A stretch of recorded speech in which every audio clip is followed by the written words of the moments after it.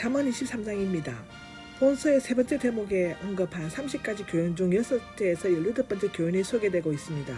여기에서는 하나님의 백성이 삶 속에서 추구해야 할 요건들이 나열되고 있는데, 악인의 죄에 빠져서 헛된 세상 재물을 쫓거나 쓸데없는 일에 관심을 기울임으로써 신앙이 퇴보되고 탈선하는 것을 경계함과 동시에 하나님의 말씀을 지킴으로써 죄악에 빠지지 말 것을 권고하고 있습니다. 이것 또한 열왕기상 15장 22절에 기록되어져 있습니다. 1절에서 9절까지는 하나님께 대한 소망을 잃지 말 것을 기록하는데요. 악인에게 빠진 헛된 세상의 재물을 탐하지 말 것과 그것을 권고함과 동시에 성도에게는 이미 확보된 영생에 대한 소망이 있을 뿐만 아니라 이 땅 위에서 충성스럽게 주님께 봉사함으로써 상급을 얻게 될 소망을 있음을 밝히고 있습니다. 헛된 것에 주목하라 하지 마라 는 하나님의 백성들이 하나님의 말씀을 따르지 않고 인간적인 지혜와 거짓된 방법으로 세상적인 부와 명예를 획득하려는 자세에 대해서 언급하면서 크게 세 가지 신뢰에 대해서 언급하고 있습니다. 첫째로는 통치자의 초대를 받았을 때 주의하라. 이것은 아마도 왕의 연회에 초대된 경우를 잘 차려진 음식에 대한 탐심 때문에 판단력과 자제력을 잃어버릴 수 있게 되는 것에 대해서 염려해서 적어놓은 것 같습니다. 그렇게 되면 그 행동은 올가미가 되어 자신을 곤란한 경우에 빠뜨리게 될 수가 있습니다. 그러므로 낮은 신분의 사람이 높은 교관과 만나는 것은 큰 영광이지만 몸가짐을 잘못하다가는 큰 망신을 당하고 화를 자초할 수 있으므로 자신을 초청한 고관의 의도를 잘 파악하고 탐심을 버리는 것이 지혜로운 태도임을 교훈해주고 있습니다. 지나친 욕심을 버리라 라고 4절 5절에 기록하고 있는데, 이것은 재물보다 더 중요한 것이 있으며 부자가 되려고 지나치게 일하거나 부정직한 행동을 통해 재물을 촉진하지 말라는 것을 경고하고 있습니다. 이것은 부지런하지 말라는 뜻이 아니라 돈 때문에 자기 자신을 다 허비하지 말고 절제해야 한다는 것을 교훈해주고 있습니다.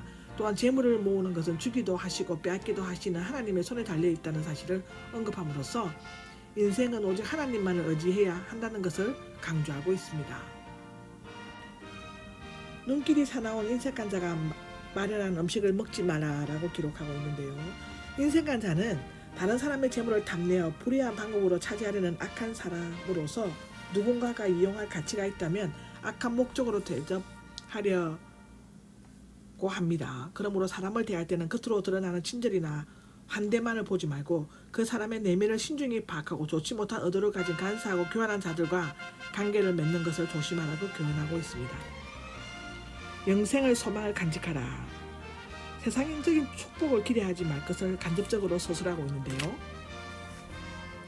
하나님의 말씀을 통해 신앙의 자세를 굳건히 하고 영생의 소망을 간직할 것을 권면하고 있습니다. 본문에서는 미련한 자에 대한 충고의 무익함, 약자의 보호에 대한 권면, 지혜자의 교훈에 대한 바른 자세, 아이 훈계에 대한 권면, 여호와 경외에 대한 권면, 바른 행위에 대한 권면이 나오고 있습니다. 세상 쾌락에 빠지지 말고 참된 경건을 추구할 것이 20절에서 35절까지의 얘기인데요. 하나님 백성이 취해야 할 참된 경건의 모습을 보여주기 위해 부모에 대한 효도와 쾌락주의자들의 실상을 소개하고 있습니다. 술에 취하고 음식에 욕심을 내지 말 것. 부모 효도와 경건 생활을 다루기에 앞서 술 취하고 음식을 탐하는 문제를 다루고 있는 것은 이 두 가지가 효도의 경건과 결정적인 걸림돌이 되기 때문입니다. 지나친 술과 음식을 섭취함으로써 육적으로 방탕한 자리에 들어서는 것을 그 영적인 본질이 죽었음을 의미합니다. 이것은 로마서 13장, 에베소서 5장에도 기록되어져 있습니다. 술은 정신을 혼미하게 하고 판단력을 흐리게 만들며 지나치게 음식을 탐하는 것은 건강을 해치게 하고 경제적으로도 가난하게 만듭니다.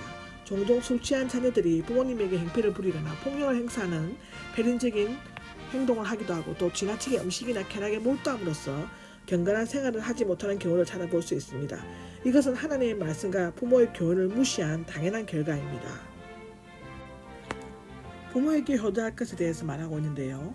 부모에게 효도하는 것은 선민으로서의 삶을 사는 데 있어서 가장 핵심되는 10계명 중에 5계명일 뿐만 아니라 성경 형체를 통해 자주 강조하고 되는 명령이기도 합니다. 출애굽기 20장, 에베소서 6장에도 나옵니다. 부모는 자녀에게 생명을 주고 끊임없이 사랑해주고 오랜 경험을 통해서 한 지식을 전해줍니다. 하나님께서는 부모의 효도를 통해 모든 근육의 궁극적인 원인이신 하나님을 공경하는 경건의 훈련을 쌓게 하십니다. 참된 경건을 추구하는 것에 대해서 지혜자가 평소의 삶 속에서 반드시 행해야 할 것은 하나님을 경외함으로써 참된 경건의 삶을 살아가는 것인데요.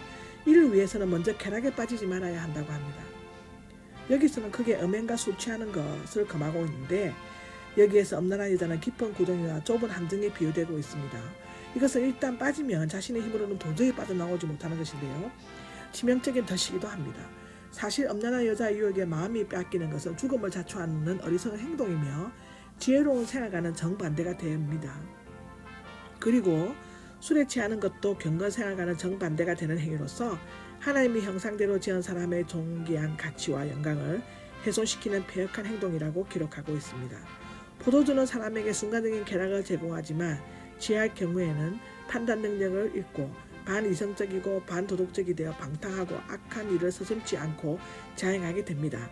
여기에 포도주를 비롯하여 술을 마시는 것과 뱀과 독사에 비하고 있는 것은 술이 사람에게 끼치는 피해가 얼마나 크고 심각한가를 보여주고 있습니다.